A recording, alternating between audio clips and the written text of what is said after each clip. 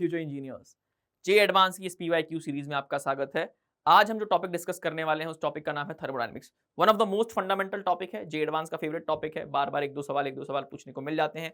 सवालों का स्तर क्या होता है जे एडवांस पीवाईक्यू से हमें पता चल जाएगा। जे एडवांस की पीवाईक्यू प्रैक्टिस करने से आप देख पाएंगे कि किन किन स्तर पर सवालों को पूछा गया है, किस किस कॉन्सेप्ट की महत्ता है, मतलब किस किस कॉन्सेप्ट को बार बार पूछा गया है, रिपीटेटिवली पूछा गया है। तो अगर मैं मोटा मोटी बात करूं तो फंडामेंटली आपको क्या आना चाहिए। फंडामेंटली अगर आपको आइडिया रहे फर्स्ट लॉ ऑफ थर्मोडायनेमिक्स का, फर्स्ट लॉ का आपको आइडिया रहे, थर्मोकेमिस्ट्री में भी कुछ बेसिक आइडिया रहे, थर्मोकेमिस्ट्री पूरी भी अगर नहीं आती है तो कुछ बेसिक आइडिया, मतलब कुछ हीट ऑफ एंथैल्पीज पता होनी चाहिए, लाइक एंथैल्पी ऑफ न्यूट्रलाइजेशन पता होनी चाहिए, एंथैल्पी ऑफ कंबशन पता होनी चाहिए, एंथैल्पी ऑफ फॉर्मेशन पता होनी चाहिए। इन तीनों से सवाल भर भर के पूछे जाते हैं, चाहे वो मेंस हो चाहे वो एडवांस हो। और आपको हम लोग जो बात करते हैं सेकंड लॉ का आइडिया होना चाहिए, एंट्रोपी की कैलकुलेशंस वगैरह आनी चाहिए आप लोगों को, second law and third law fundamental idea आपको होना चाहिए। तो आप थर्मोडायनेमिक्स में सही तरह के सवालों को सॉल्व कर पाएंगे, सही तरीके से सवालों को सॉल्व कर पाएंगे। चलिए पहला सवाल देखना शुरू करते हैं। क्या है पहला सवाल? पहला सवाल कहता है हमें a fixed mass of m gas is subjected to transformation from state k to l and m to n back to k is shown in the figure।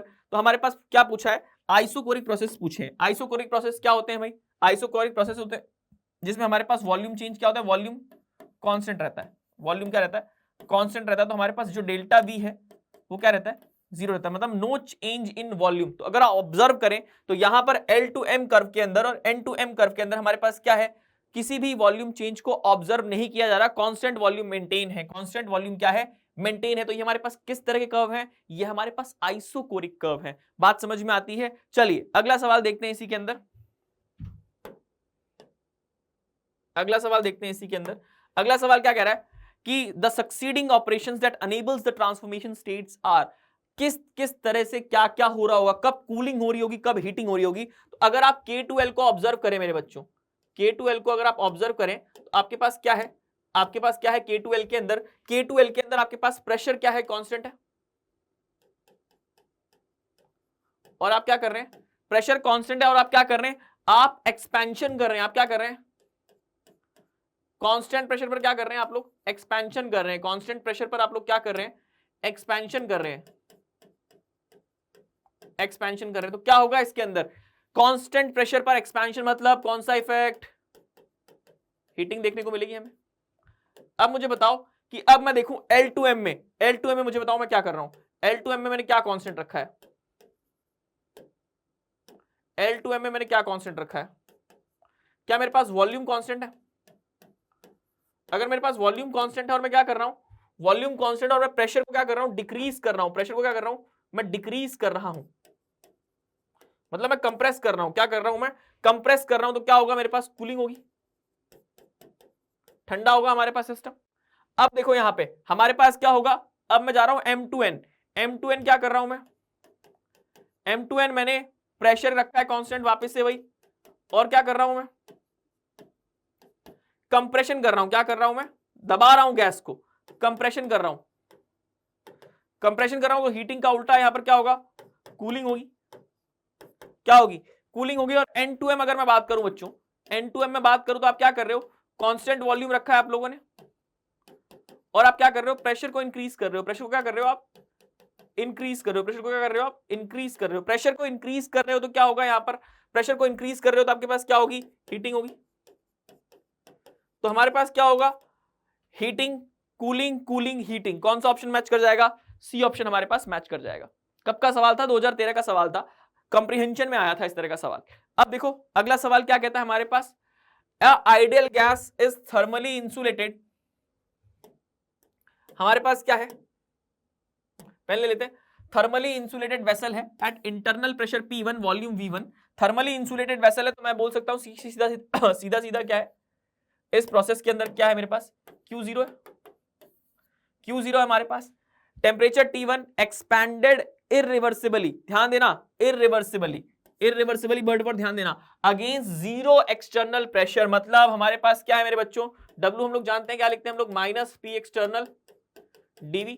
हमारे पास P एक्सटर्नल ही क्या है? जीरो है। तो मतलब W क्या है हमारे पास? Zero है। W हमारे पास क्या है?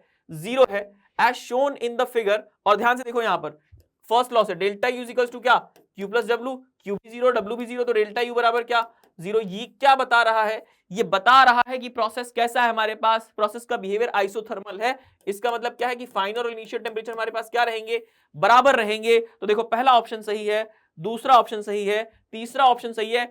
आइसोथर्मल प्रोसेस है तो P1 V1 बराबर P2 V2, और ये नहीं सही है, क्यों, इररिवर्सिबल है। और ये कब वैलिड हमारे पास, ये कब वैलिड होता है हमारे पास, रिवर्सिबल के लिए वैलिड होता है। तो कौन से स्टेटमेंट हमारे पास सही हो जाएंगे, ए बी सी हमारे पास सही हो जाएंगे। कब का सवाल है, 2014 का सवाल है। अगला सवाल स्टेटमेंट वाला सवाल है, बड़ा इंपॉर्टेंट और बड़ा महत्वपूर्ण सवाल है। क्या सवाल है भाई, an ideal gas is expanded, क्या सवाल है भाई, देखते चलो। An ideal gas is expanded from P1 V1 T1 to P2 V2 T2 under different conditions, the correct statement among the following are. पहले स्टेटमेंट को देखो, मैं ले जाता हूं, आंसर मत देखना, ठीक है। यहां पर चलो, the work done of the gas is maximum when it compressed irreversibly from P2 V2 to P1 V1 against a cross jet pressure P1। देखो दोनों को कंपेयर कर देता हूं मैं। हम क्या कर रहे हैं, किसी पॉइंट P2 V2 से हम लोग कंप्रेस कर रहे हैं क्या, किसी पॉइंट P1 V1 तक। तो ये वाला जो एरिया है ना, ये वाला एरिया हमारे पास किसका है, रिवर्सिबल का। ये हमारे पास किसका वर्क डन है, क्या मेरे पास रिवर्सिबल का वर्क डन है, रिवर्सिबल का वर्क डन है। और ध्यान से देखना, इररिवर्सिबल का वर्क डन, ये देखो कांस्टेंट प्रेशर P1, इसके अगेंस्ट में हम लोग क्या कर रहे हैं, इसके अगेंस्ट में हम लोग क्या कर रहे हैं, थोड़ा ध्यान से देखना।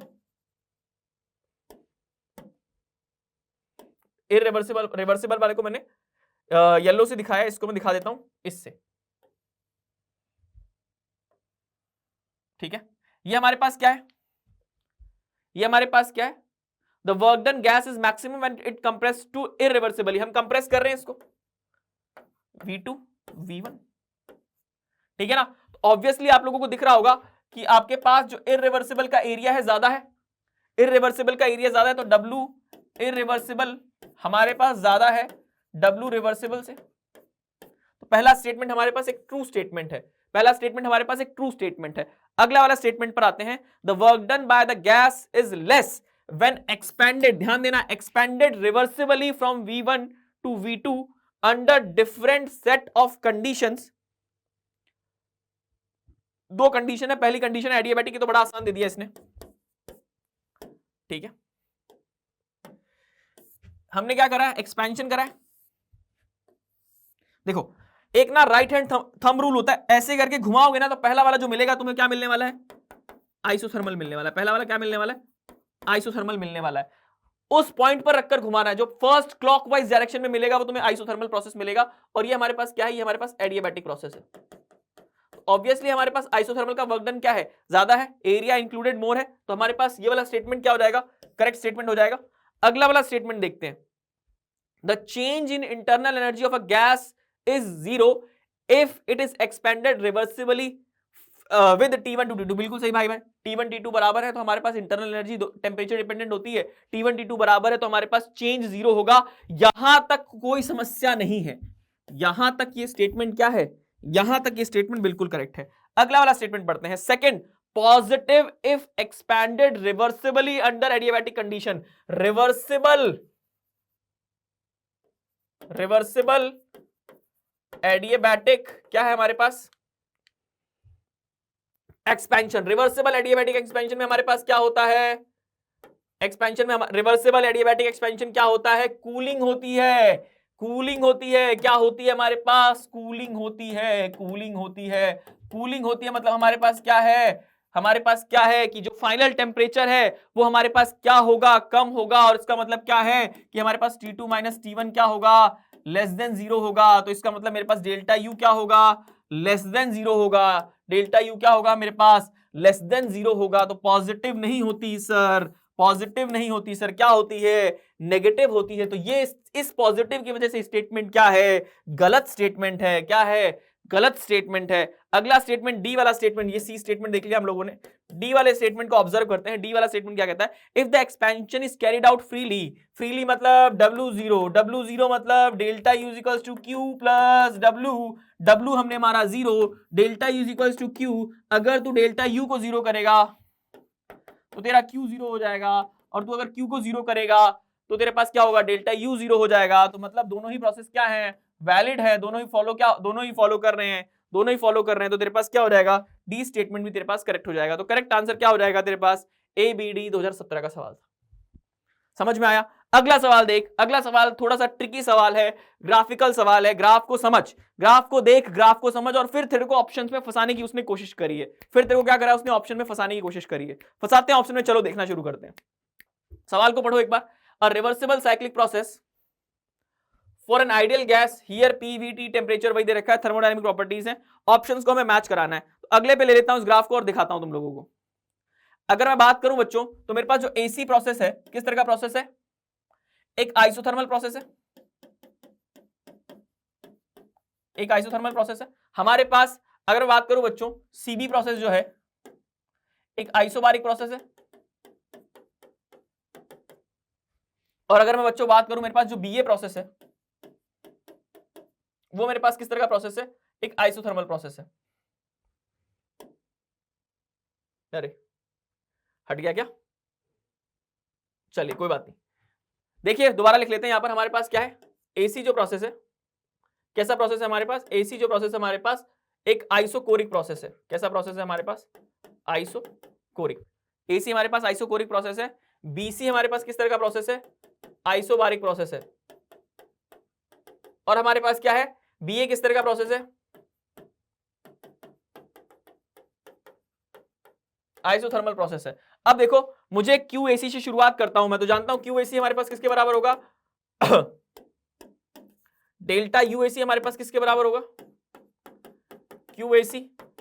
आइसोथर्मल है हमारे पास, सॉरी आइसोथर्मल है तो हमारे पास डेल्टा यूएसी क्या होगा, डेल्टा यूएसी हमारे पास क्या होगा, डेल्टा यूएसी तो डेल्टा यूएसी होगा। डब्ल्यू हमारे पास क्या होगा, सॉरी डब्ल्यूएसी हमारे पास क्या होगा, एक सेकंड मैंने दोबारा से इजी कर दिया उसको, कोई बात नहीं, ठीक है ना। एसी के लिए लिखता हूं मैं, तुम लोगों ने लिख लिया क्यूएसी हमारे पास क्या है भाई, डेल्टा यूएसी प्लस डब्ल्यूएसी, और ये हमारे पास क्या है, जीरो है। डब्ल्यूएसी हमारे पास क्या है, जीरो है। क्यों, क्योंकि इसके कौन सा प्रोसेस है, आइसोकोरिक है, ठीक है। कौन सा प्रोसेस है हमारे पास, आइसोकोरिक प्रोसेस है। एसी हमारे पास किस तरह का प्रोसेस है, आइसोकोरिक प्रोसेस है, ठीक है ना। अब ध्यान से देखो क्यूएसी हमारे पास किसके बराबर है, डेल्टा यूएसी के बराबर है। और हमें किसके बराबर चाहिए, क्यूएसी डेल्टा यूबीसी के बराबर हो सकता है क्या, साइक्लिक प्रोसेस है तो डेल्टा यू टोटल जीरो होगा, जो कि बराबर होगा हमारे पास किसके, डेल्टा यूएसी के प्लस डेल्टा यूबीसी के, सॉरी सीबी के, यहां से देखो यहां से जा रहा हूं, प्लस डेल्टा यू किसके, बीए के। अब देखो ये तो आइसोथर्मल है हमारे पास बीए वाला, तो ये तो जीरो हो जाएगा। तो यहां से देखो मेरे पास क्या आएगा, डेल्टा यू एसी जो आ जाएगा मेरे पास बराबर आ जाएगा, सीबी है इसको पॉजिटिव करके लिख दूंगा तो डेल्टा यू बीसी के। तो मेरे पास जो पहला वाला स्टेटमेंट है कि क्यू ऑफ एसी जो है वो बराबर है डेल्टा यू बीसी के, तो ये सही स्टेटमेंट है। ये क्या है, ये स्टेटमेंट हमारे पास सही स्टेटमेंट है। आइसोथर्मल प्रोसेस है डब्ल्यूएबी, ये स्टेटमेंट क्या हो जाएगा, गलत हो जाएगा हमारे पास। डब्ल्यूएबी क्या होगा हमारे पास, minus N R T L N P two by P, ठीक है ना। तो ये स्टेटमेंट क्या है हमारे पास गलत, तो इसी वजह से हमारे पास क्या है, ए गलत है, ठीक है। अगला वाला देखो डब्ल्यूबीसी, डब्ल्यूबीसी की मैं बात करता हूं। डब्ल्यूबीसी मेरे पास क्या है, बीसी एक आइसोबारिक प्रोसेस है, तो माइनस पी टू क्या हो जाएगा मेरे पास, माइनस पी टू हमारे पास क्या रहेगा, V1 माइनस V2 बीसी के अंदर, इस माइनस को अंदर भेज दूंगा तो ये क्या आ जाएगा मेरे पास, P2 V2 माइनस V1। तो ये स्टेटमेंट क्या है मेरे पास, सही है। अब देखो Q ऑफ BC जो है मेरे पास बराबर है डेल्टा एच AC के, Q ऑफ BC जो बराबर है मेरे पास डेल्टा एच AC के बराबर है। तो जरा यहां से देखो Q ऑफ BC क्या होगा, Q ऑफ BC क्या होगा मेरे पास, Q ऑफ BC मेरे पास बराबर होगा डेल्टा एच BC के, बिल्कुल, क्योंकि आइसोबारिक प्रोसेस है और आइसोबारिक प्रोसेस पर जो हीट गिवन होती है वो किसके बराबर होती है, चेंज इन एंथैल्पी के बराबर होती है। और सेम उसी लॉजिक से डेल्टा एच बीसी आपके पास किसके बराबर हो जाएगा, सेम उसी लॉजिक से, ये वाला लॉजिक लगाओगे, सेम इसी लॉजिक से, ठीक है ना, सेम इसी लॉजिक से हमारे पास ये बराबर हो जाएगा डेल्टा एच एसी के, डेल्टा एच एसी के। तो ये हमारे पास स्टेटमेंट क्या है, सही स्टेटमेंट है। हमारे पास स्टेटमेंट क्या है, सही स्टेटमेंट है, डेल्टा एच एसी के बराबर है। तो दोनों क्या है मेरे पास, सही है। अगला वाला देखो, अगला वाला क्या बोल रहा है, delta H C A, delta H C ए की अगर मैं बात करूं तो डेल्टा एच सी ए मेरे पास बराबर होगा delta U C A plus P delta V, delta P V, और वी मेरे पास क्या है, सी से ए आ रहा हूं मैं, सी से ए आ रहा हूं मैं, सी से क्या आ रहा हूं, ए आ रहा हूं मैं, ए आ रहा हूं मैं। तो ध्यान से देखना, डेल्टा एच सी ए मेरे पास बराबर हो जाएगा delta U C A plus volume constant है V1, final pressure is P1 और माइनस P2, और P1 माइनस P2 एक नेगेटिव वैल्यू होगी क्योंकि P2 ज्यादा है P1 से, इधर इधर आ रहे हो, इधर से इधर आ रहे हो, तो ये नेगेटिव वैल्यू होगी, नेगेटिव वैल्यू होगी तो डेल्टा एच सी ए, ये नेगेटिव इधर आके पॉजिटिव बनेगा, तो delta H C A plus something positive is equal to delta U C A, delta U C A. तो ये वाला हम बोल सकते हैं कि भाई डेल्टा यू सी ए जो है इसके अंदर वो आपके पास ज्यादा है डेल्टा एच किससे, सी ए से। क्या ये बात समझ में आती है, क्या ये बात समझ में आती है कि डेल्टा यू सी ए ज्यादा कैसे हुआ? तो देख यहां पर delta H C A plus delta U C A, volume तो कांस्टेंट है, फाइनल प्रेशर तेरे पास P1 है, P2 से आ रहा है तो P1 माइनस P2, P2 तेरे पास ज्यादा है P1 से, तो P1 minus P2 will be a negative value, इधर आके पॉजिटिव बन जाएगा, तो डेल्टा यू सी ए ज्यादा आ जाएगा तेरे पास किसके, डेल्टा एच सी ए से। क्या चमका नहीं चमका? क्लियर है बात, कॉन्सेप्ट क्लियर है? अगला सवाल देख, अगला ऑप्शन देख, क्यू बीसी जो तेरे पास डेल्टा एच एसी के बराबर है, ये स्टेटमेंट तो सही है तेरे पास, क्यू बीसी तेरे पास किसके बराबर है, ठीक है ना, डेल्टा एच बीसी के स्टेटमेंट तो सही है। अब देख यहां पर delta H C A, delta H C A देख, delta H C A is equal to, अरे ये तो हम प्रूफ कर चुके हैं ना ऑलरेडी, गलत स्टेटमेंट है, ये वाला स्टेटमेंट सही है, तो हमारे पास दो स्टेटमेंट सही हो जाएंगे, कौन कौन से, ये तो मैं ऑलरेडी प्रूफ कर चुका हूं ना, ये देख। तो कैसा लगा, मजा आया? चलिए अगला सवाल देखते हैं, अगला सवाल क्या कह रहा है आपके पास, अगला सवाल कह रहा है कि डीवीपी आपके पास पी एक्सटर्नल के बराबर दे रखा है, और ये आपके पास किसके लिए दे रखा है, van der Waal gas equation के लिए दे रखा है। तो जरा मुझे 1 मोल के लिए van der Waal gas equation लिख के बताओ, ये लिखते हैं क्या, ये लिखते हैं क्या?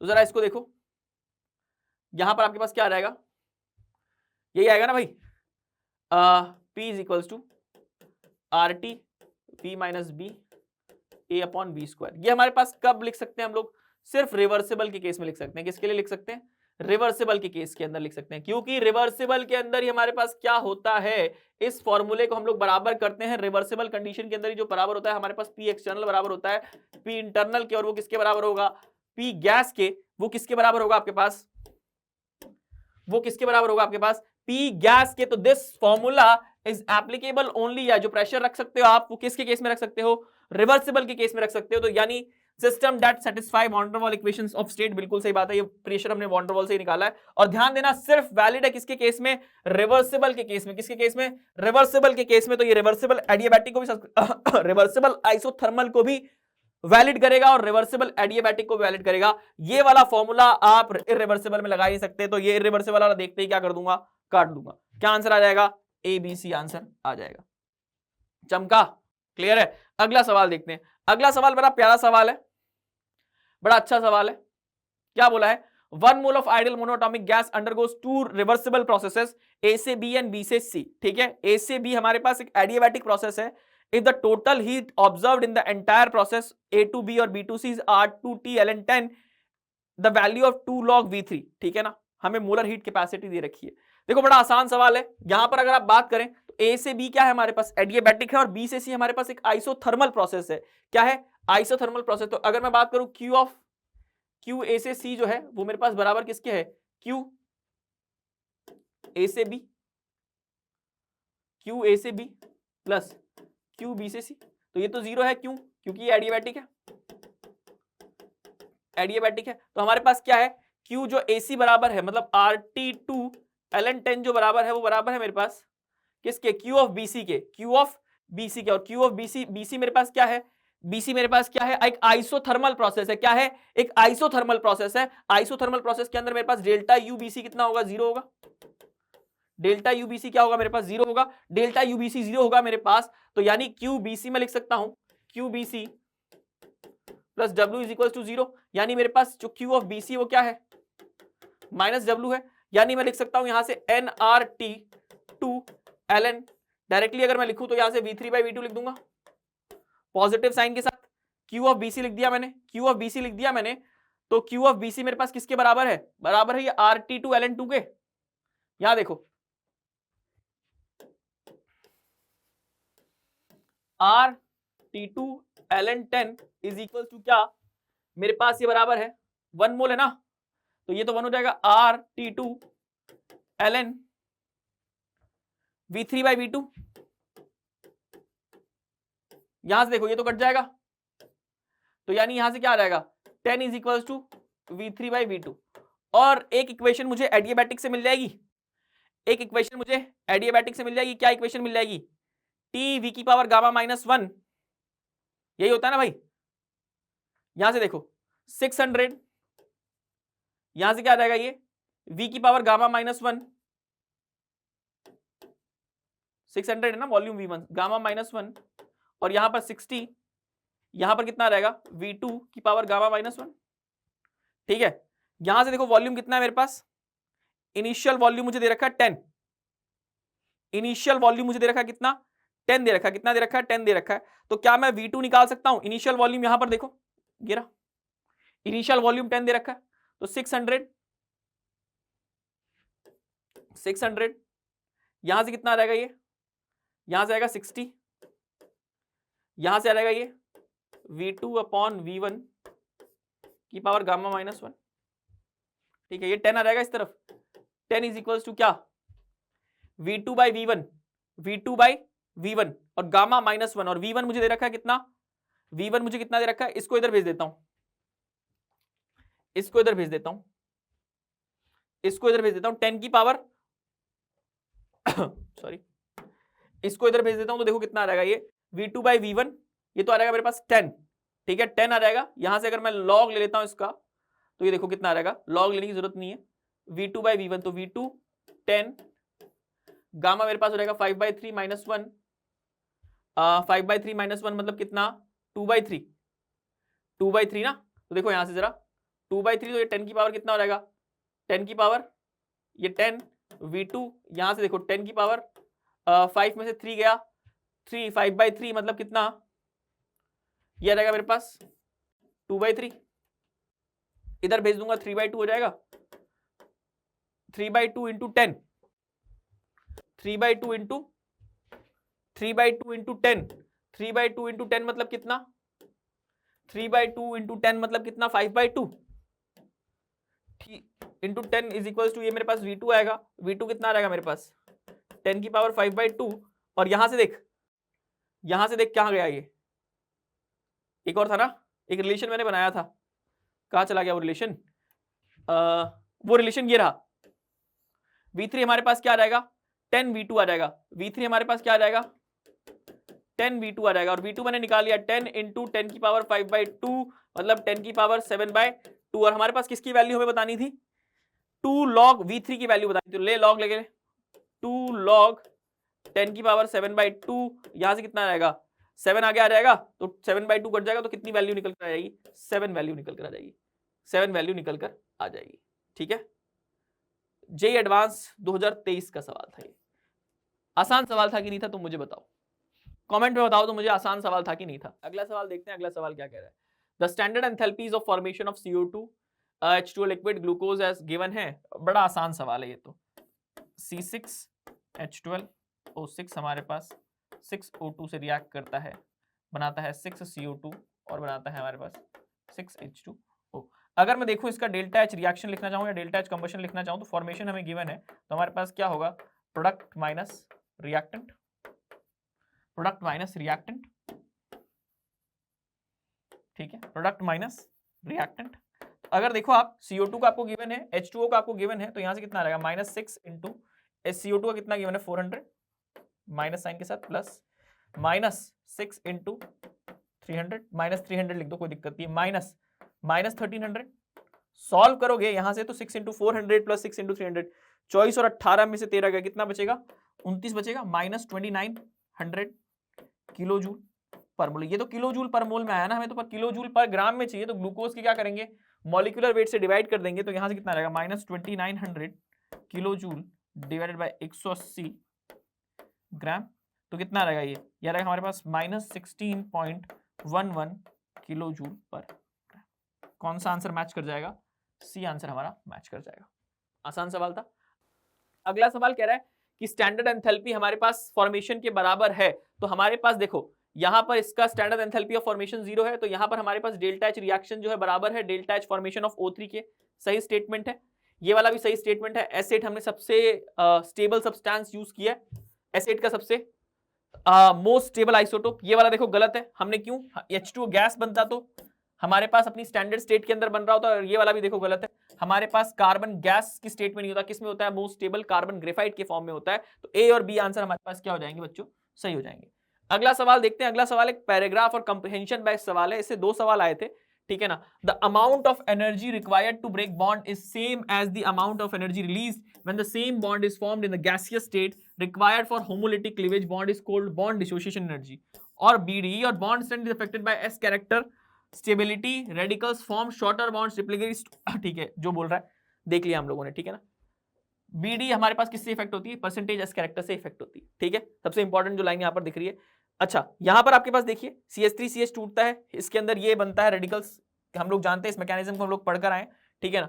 चलिए पहला वाला तो बड़ा आसान सवाल है, पहले वाले के अंदर ये ट्रिपल बॉन्ड है यहाँ पर, ठीक है ना बच्चों, ये ट्रिपल बॉन्ड है। तो पहले वाले के अंदर अगर मैं इसके हाइब्रिडेशन की बात करूं तो क्या हाइब्रिडेशन है, sp, इसके हाइब्रिडेशन की बात करूं तो sp2, इसके हाइब्रिडेशन की बात करूं तो यहाँ पर हमारे पास क्या है sp3, और इसके हाइब्रिडेशन की बात करूं तो sp3। अगर देखो बच्चों मेरे, हमारे पास जितना ज्यादा परसेंटेज S कैरेक्टर होगा, परसेंटेज S कैरेक्टर होगा, उतनी ज्यादा हमारे पास क्या होगी, बॉन्ड स्ट्रेंथ होगी। तो हमारे पास सबसे ज्यादा परसेंटेज S कैरेक्टर किसके अंदर है, S के अंदर हमारे पास सबसे ज्यादा परसेंटेज S कैरेक्टर 50%। तो S जो मिलेगा हमारे पास मिलेगा 1 से, S जो मिलेगा हमारे पास किससे मिलेगा, 1 से मिलेगा। और S1 सिर्फ एक ही ऑप्शन में मिल रहा है, आप देख लो, खत्म, सवाल बचा ही नहीं। तो ऐसे ही हमें सवाल एडवांस के अंदर करने होते हैं, इसी तरह से हमें सवाल एडवांस के अंदर करने होते हैं। 2 mole of Hg is combusted in a fix volume in a bomb calorimeter. Bomb calorimeter है हमारे पास, ठीक है ना, बॉम्ब कैलोरीमीटर है। O2 298 केल्विन पर 1 atm पर HGO में बनता है, हमारे पास HGO सॉलिड बनता है। During the reaction temperature increases from 298 kelvin to, difference कितना है जरा मुझे बताओ, डेल्टा टी का 14.8, ठीक है ना, 14.8। If heat capacity of bomb calorimeter and enthalpy of formation is given respectively at 298 Kelvin, then calculate the Standard molar enthalpy of formation of HGO solid is x kilojoule per mole, the value of mode x is। देखो कैसे का solve करेंगे, heat release निकालेंगे हम लोग। Heat release कितनी हो रही है हमारे पास, हीट रिलीज हो रही है हमारे पास कितनी, 20 इंटू 14.8 यानी -296 किलोजूल पर। ये किसके लिए है, ये 2 मोल के लिए है, किसके लिए है, ये 2 मोल के लिए है, 2 मोल के लिए। तो 1 मोल के लिए कितनी है भाई, 1 मोल के लिए हीट इवॉल्व कितनी हो रही है, -148 किलोजूल पर मोल। बॉम्ब कैलोरीमीटर है तो हमारे पास कांस्टेंट वॉल्यूम पर काम हो रहा होगा, फिक्स्ड वॉल्यूम पर। तो हमारे पास क्या होगा, delta H is equals to delta U, ये हमारे पास डेल्टा U के बराबर होगा, प्लस डेल्टा NG/RT। हमारे पास क्या होगा, Hg गैस हमारे पास रिएक्ट करेगा हाफ O2 गैस से और बनाएगा क्या हमारे पास, HGO सॉलिड, हाँ या ना। तो हमें डेल्टा U पता चल गया, डेल्टा U कितना है हमारे पास, -148, और डेल्टा NG हमारे पास कितना है, -3/2, R 8.3 इंटू T कितना दे रखा है हमें, 298 केल्विन।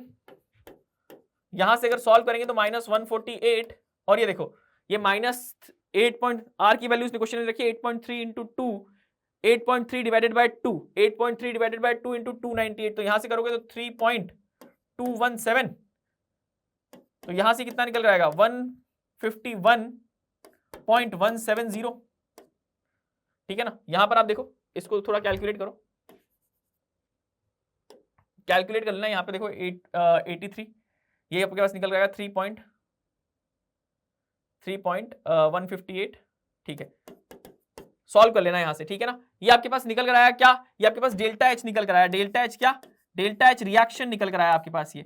अब हमारे पास क्या हो रहा होगा, Hg हमारे पास लिक्विड रिएक्ट कर रहा होगा हमारे पास किससे, हाफ O2 गैस से, और बना रहा होगा हमारे पास क्या, HGO सॉलिड, HGO सॉलिड बना रहा होगा। अब देखो यहां से क्या होगा, Hg लिक्विड है हमारे पास, इसका हमें Hg लिक्विड से Hg गैस में जाने का फॉर्मेशन दे रखा है, क्या कितना दे रखा है भाई, कितना दे रखा है यहां से 61.32, कितना दे रखा है 61.32, ठीक है। तो जरा इसको देखिए भाई, इसको लिखते हैं यहां पर -151.170, यहां से देखो कितना आ जाएगा, यहां से हमारे पास आ जाएगा 61.32, देखो यहां से कितना निकल कर आएगा, यहां से हमारे पास निकल कर आएगा कितना, यहां से देखो कितना निकल कर आएगा 61.32 एंथैल्पी ऑफ फॉर्मेशन हमें दे रखी है, ठीक है ना। अगला सवाल देखते हैं, अगला सवाल क्या कह रहा है। अगला सवाल हमारे पास दे रखा है 1 मोल आइडियल गैस हमारे पास 300 केल्विन पर थर्मल कांटेक्ट में है, एक्सपैंड करती है 1 लीटर से 2 लीटर। तो हमारे पास देखो आइसोथर्मल है तो डेल्टा यू जीरो तो हमारे पास Q प्लस W, यानी W को मैं लिखता हूं माइनस पी डेल्टा वी। हमारे पास क्या निकल कर आएगा, यहां से हमारे पास W निकल कर आएगा 3V2 माइनस V1, हमारे पास कितना निकल कर आएगा यहाँ से 3 ATM लीटर। हमें तो सराउंडिंग चाहिए, हमें पता है 1 ATM लीटर कितना होता है, 1 ATM लीटर होता है हमारे पास 101.3 जूल। तो यहाँ से हमारे पास कितना निकल कर आएगा, वो निकल कर आएगा 3 इंटू 101.3, और हमारे पास यही हीट क्या हो रही होगी, रिलीज हो रही होगी सिस्टम के बाहर सराउंडिंग के अंदर। तो हमारे पास डेल्टा एस सराउंडिंग क्या हो जाएगा, डेल्टा एस सराउंडिंग हमारे पास क्या हो जाएगा, यहाँ से डेल्टा एस सराउंडिंग हमारे पास क्या हो जाएगा, डेल्टा एस सराउंडिंग हमारे पास हो जाएगा 3 इंटू माइनस का 101.3 रिलीज हो रही होगी डिवाइडेड बाय कितना, टेम्परेचर हमें दे रखा है 300 केल्विन। सॉल्व करेंगे तो यहाँ पर हमारे पास निकल जाएगा माइनस का 1.013 क्या joule kelvin inverse. C option हमारे पास क्या हो जाएगा, करेक्ट हो जाएगा। अगला सवाल देखते हैं, ठीक है, इस तरह का सवाल आ सकता है एग्जाम के अंदर। अगला सवाल हमें दे रखा है कि the standard energy Gibbs free energy हमारे पास दे रखी है फॉर्मेशन ऑफ ग्रेफाइट के लिए, डेल्टा जी ग्रेफाइट हमें दे रखा है, डायमंड दे रखा है स्टैंडर्ड स्टेट्स पर। हमारे पास 1 बार का प्रेशर है, substance should be pure at given temperature, the conversion of graphite to diamond reduce the volume by 2 into 10 to the power minus 6 metre cube. If graphite is converted into diamond isothermally, the pressure on which graphite is in equilibrium with diamond, हमारे पास इस तरह के सवाल को पूछा जा सकता है। देखो तो यहाँ पर क्या हो रहा है, हमारे पास यहाँ से क्या हो रहा है, the conversion of graphite to diamond, हमें ग्रेफाइट बनाना है, ग्रेफाइट बनाना है कहाँ पर, हमारे पास डायमंड बनाना है, हमें क्या बनाना है, डायमंड बनाना है। तो हमारे पास डेल्टा जी रिएक्शन लिखना है, हम जानते हैं डीजी क्या होता है हमारे पास, VdP माइनस SdT, आइसोथर्मल है तो ये तो वैल्यू 0 हो जाएगी, ठीक है ना, ये वैल्यू तो हमारे पास क्या हो जाएगी, 0 हो जाएगी। अब हमारे पास देखो यहाँ से डीजी हमें लिखना है, डेल्टा जी रिएक्शन अगर हमें लिखना है तो हमें कैसे लिखना पड़ेगा, यहाँ पर मैं जी स्टैंडर्ड स्टेट में माइनस जी रिएक्शन, तो यहाँ से देखो क्या आ जाएगा, जी रिएक्शन माइनस जी स्टैंडर्ड स्टेट के अंदर, और यहाँ से क्या आ जाएगा मेरे पास प्रेशर, तो मुझे वॉल्यूम तो मुझे चेंज इन वॉल्यूम तो पता ही है, मुझे चेंज इन वॉल्यूम तो पता ही है मुझे। तो जरा देखो इनिशियल मेरे पास कितना था, इनिशियल मेरे पास 1 था, the standard state mean pressure should be 1 bar, pressure should भी हमारे पास कितना था, स्टैंडर्ड स्टेट के अंदर हमारे पास प्रेशर 1 बार था। तो वॉल्यूम तो हमारे पास पता है, चेंज कितना है वॉल्यूम के अंदर, डेल्टा वी, स्टैंडर्ड 1 था हमारे पास, और हमने कहां तक लिया इसको, पी तक हम ले गए हैं, हम लोग कहां तक ले गए हैं, पी तक ले गए हैं। तो जी रिएक्शन जो हमें निकालना है, जी रिएक्शन जो हमें निकालना है, क्या वो हमें क्वेश्चन के अंदर गिवन है क्या, जी रिएक्शन इक्विलिब्रियम स्टेट पर क्या हो जाएगा, 0 हो जाएगा। ये तो यहां देखो ये क्या हो जाएगा मेरे पास, 0 हो जाएगा। यहां देखो जरा इसको जी स्टैंडर्ड, तो स्टैंडर्ड कितना आएगा, डायमंड में से ग्रेफाइट का घटा देंगे तो ये कितना आ जाएगा, 2 पॉइंट कितना आ जाएगा, ये आ जाएगा 2.9 इंटू 10 का क्यूब, ठीक है, इंटू 10 का क्यूब माइनस 0, और यहां से कितना आ जाएगा, ये आ जाएगा मेरे पास प्लस का, इधर इसको भेजा मैंने प्लस का, ये हो जाएगा मेरे पास P माइनस 1, और यहां से मेरे पास वॉल्यूम कॉन्ट्रैक्शन कितना है, माइनस का 2 into 10 to the power minus 6। हम लोग कहां से देख रहे हैं, हम देख रहे हैं ग्रेफाइट से कहां पर, डायमंड के अंदर। तो यहां पर देखो ये तो 0 हो जाएगा इक्विलिब्रियम के अंदर। यहां से अगर आप सॉल्व करोगे तो यहां पर देखो P माइनस 1, यहां पर आपके पास किसके बराबर आएगा, 2.9 into 10 to the power 3 divided by 2 into 10 to the power 6, और इसको इधर ले जाके हम लोग क्या करेंगे, -6 है ना, ये -6, तो यहां पर ये 9 हो जाएगा। तो यहां पर जरा देखो P हमारे पास किसमें चाहिए, हमें तो आंसर चाहिए किसके अंदर, हमें आंसर चाहिए बार के अंदर आंसर चाहिए ना। तो यहां से देखो P, इसको सॉल्व करो जरा, तो यहां से सॉल्व करो तो ये कितना रहेगा, 10 की पावर 9 बनेगा क्या, ये 10 की पावर 9 बनेगा, किलो जूल में दे रखा है, ठीक है। ये हमारे पास किस में दे रखा है, किलो जूल को हमने जूल में कन्वर्ट कर लिया, इसको भी हमने किस में कन्वर्ट कर लिया, मीटर क्यूब में कन्वर्ट कर लिया, ठीक है ना, इस वाले हिस्से को भी मीटर क्यूब में कन्वर्ट कर लिया। तो यहां से जरा देखो कितना आया, यहां से हमारे पास निकल कर आया, इसको इस तरफ ले आए तो ये हमारे पास निकल कर आया 10 to the power 9, 10 to the power 9। अरे यूनिट का पंगा है इसके अंदर, यूनिट का क्या पंगा है, ये हमारे पास किसके अंदर निकल कर आएगा, हमें आंसर चाहिए बार के अंदर, और हमारे पास ये जो निकल कर आएगा ये पास्कल के अंदर निकल कर आएगा। तो बार में कन्वर्ट करने के लिए यहाँ पर डिवाइड कर दूंगा 10 टू द पावर 5 से, तो यहाँ पर जो मेरे पास P माइनस 1 निकल कर आएगा, वो निकल कर आएगा कितना, वो निकल कर आएगा यहाँ पर 14,500, और यहाँ पर इसको इधर ऐड कर दूंगा तो P मेरे पास निकल जाएगा 14,500। एक कौन सा आंसर मैच कर जाएगा, मेरा फर्स्ट आंसर मैच कर जाएगा। ठीक है ना। तो थोड़ा सा यूनिट का पंगा था, ये वाला जो यूनिट था ना, ये वाला यूनिट ये पास्कल के अंदर था, इसको मैंने बार में कन्वर्ट किया। क्यों कन्वर्ट किया बार में? क्योंकि जो हमें आंसर दे रखे हैं वो बार में दे रखे हैं, ठीक है। बात समझ में आती है? चलिए अगला सवाल देखते हैं। Tin is obtained from cassiterite by reduction with coke और use data given to below, determine the minimum temperature in Kelvin which reduction of cassiterite by coke would take place at 298 Kelvin। हमारे पास देखो क्या दे रखा है, SN हमारे पास react करता है SnO2 carbon के साथ में, बनाता है SN और बनाता है CO2, ठीक है। ये रिएक्शन हमारी हो रही होगी, तो इस रिएक्शन का हम लोग डेल्टा एच रिएक्शन लिख सकते हैं, क्वेश्चन के अंदर ही गिवन है। डेल्टा एच रिएक्शन हमारे पास क्या हो रहेगा, CO2 का दे रखा है हमें, कितना दे रखा है भाई, फॉर्मेशन दे रखा है क्या, हाँ डेल्टा एच फॉर्मेशन कितना दे रखा है, -394 -394 और यहां पर आपके पास -581 ये दे रखा है ना, 581 ही दे रखा है ना, तो यहां पर आपके पास कितना आ जाएगा, ये 187 किलो जूल पर मोल, ठीक है। और यहां से देखो डेल्टा एच रिएक्शन आ गया, तो डेल्टा एच रिएक्शन तो आप निकाल सकते हो सीधा सीधा, इक्वेशन ही लिख दिया मैंने, कितना आ जाएगा 200 जूल केल्विन इनवर्स। अब टेम्परेचर हमें पता है delta G is equals to delta H minus T delta S, equilibrium पर हमारे पास ये 0 हो जाता है, तो हमारे पास टी इक्विलिब्रियम कितना आ जाएगा, delta H by delta S, यानी 187 इंटू 1000 डिवाइडेड बाय 200, सॉल्व करोगे तो आपके पास निकल कर आएगा जो temperature 935 kelvin is the minimum temperature जहां पर आपके पास इक्विलिब्रियम में अटेन हो जाएगा। चलिए अगला सवाल देखते हैं और आज का अंतिम सवाल ये होगा, थोड़ा सा इंपॉर्टेंट सवाल है, बहुत अच्छा सवाल है ये। The entropy versus temperature plot for phases alpha and beta at 1 bar pressure is given। 1 bar पर अपन के given है ST and S0 are entropies of the places of temperature phases at temperature at T at 0 degree 0 Kelvin। कितने लोगों को यहां से दिखाई दे रहा है कि S beta minus S alpha जो है 600 केल्विन पर 1 है। अगर आप देखें 600 केल्विन पर दोनों का जो डिफरेंस है 1 है, ठीक है ना, खत्म है कहानी।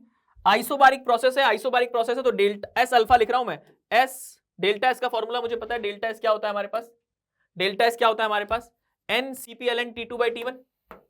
तो यहां से देखो एस अल्फा 600 केल्विन पर माइनस एस अल्फा 300 केल्विन पर, हमारे पास एन मतलब 1 Cp अल्फा Ln2, और यहां से देखो एस बीटा 600 केल्विन पर माइनस एस अल्फा 600 केल्विन पर, यहां पर हमारे पास कितना है 1 Cp beta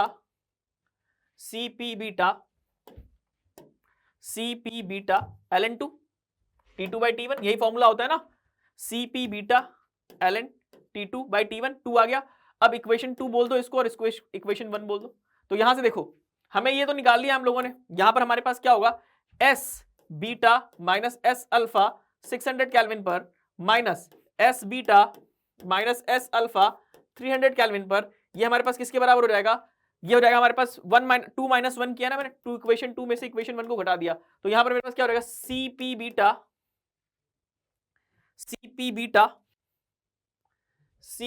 beta minus Cp alpha, जो कि हमें क्वेश्चन में कितना दे रखा है, दोनों का डिफरेंस 1 दे रखा है, देखो ये देखा 1 दे रखा है, दोनों का डिफरेंस 1 इंटू Ln2, और यहां पर ये हमने निकाल लिया कितना दे रखा है, ये हमें दे रखा है 1 minus S beta minus S alpha, हमें 300 केल्विन पर तो निकालना था, तो यहां से हमारे पास S beta minus S alpha 300 kelvin पर कितना आ गया 1 माइनस Ln2 की वैल्यू क्वेश्चन में गिवन है क्या, हाँ ये रहा, ये सवाल था, देखो ये रहा S beta minus S alpha में निकालना था 300 केल्विन पर, तो देखो क्या था इस सवाल को, देखो S beta minus S alpha हमें 300 केल्विन पर चाहिए था, अच्छा वो सवाल वहां पीछे नहीं लिखा था, 300 केल्विन पर हमें चाहिए था, तो हमारे पास कितना आ गया 1 माइनस 0.69, जो कि आ गया हमारे पास 0.31, ठीक है ना।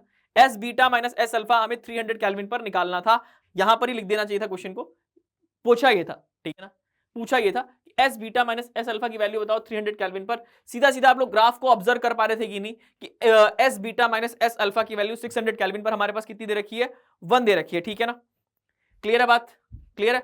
अगला इसी का भाई सवाल था, अगला इसी का भाई सवाल था, हमने इक्विलिब्रियम पर है तो हमने निकाल लिया है डेल्टा जी डेल्टा एच 600 केल्विन पर हमारे पास कितना है, डेल्टा एच तो 1 था, 1 इंटू 600, तो हमारे पास ये कितना है 600 जूल।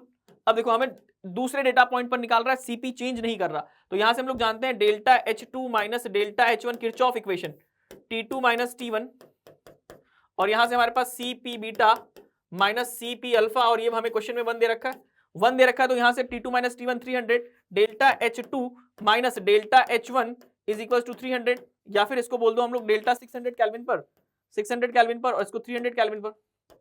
तो 600 केल्विन पर हमारे पास कितना आया, 600 आया, तो हमारे पास डेल्टा H1 300 केल्विन पर आ जाएगा कितना, इसको इधर भेज के माइनस कर देंगे तो ये 300 जूल हमारे पास आंसर निकल कर आ जाएगा। ठीक है, आसान सवाल था ये वाला सवाल, तो अगर पहला वाला सवाल हो गया तो ये वाला सवाल बन जाएगा, अगर पहला वाला ही नहीं हुआ तो ये वाला नहीं बनेगा। कुछ ऐसे सवाल देखे जाते हैं एडवांस के अंदर जो आपने कभी पहले नहीं देखे हो, या उनकी अप्रोच आपने नहीं बनाई हो, पर उसकी अप्रोच बनाने के लिए हमें किस तरीके से क्वेश्चन को सॉल्व करना होता है, ये बड़ा इंपॉर्टेंट रहता है। ठीक है ना, तो एडवांस के अंदर प्रैक्टिस करते रहिए, कॉन्सेप्ट पर आपकी जितनी कमांड होगी उतना ज्यादा इंपॉर्टेंट आप सीख पाएंगे, उतना बेहतर आप कर पाएंगे। तो बने रहिए, जुड़े रहिए एलन जे यूट्यूब चैनल के साथ। ठीक है, ठीक है, और अगर आपको अपना AI बेस ऐप पर कुछ प्रैक्टिस वगैरह करनी हो तो आप ऐप भी डाउनलोड कर सकते हैं। Thank you.